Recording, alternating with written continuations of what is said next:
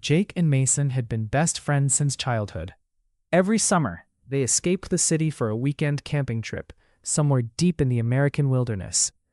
This year, they chose Black Pine Forest in northern Montana, a place surrounded by abandoned cabins and endless pine trees. As they arrived just before sunset, an old ranger stopped them. "Whatever you hear after midnight," he warned, "don't answer if someone calls your name." Jake laughed. Mason forced a smile, but the ranger's serious expression stayed with him. That night, they built a campfire, roasted marshmallows, and shared stories under a sky filled with stars. Around midnight, the forest became strangely silent. No insects, no wind, just complete darkness. Then Jake heard it. "Mason." The voice came from somewhere between the trees. Mason looked confused. "I didn't say anything."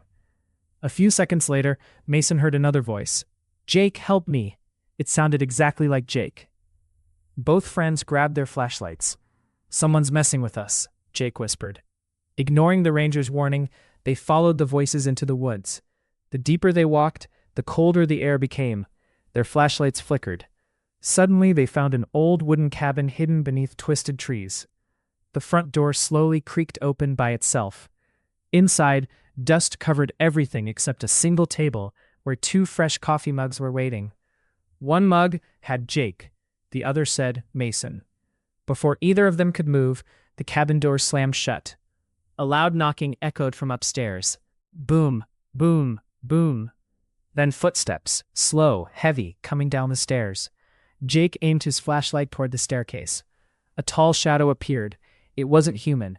Its arms stretched almost to the floor, and its face had no eyes, only a wide smile filled with sharp teeth. The creature spoke in Jake's voice. "Mason, run." Then it spoke in Mason's voice. "Jake, don't leave me."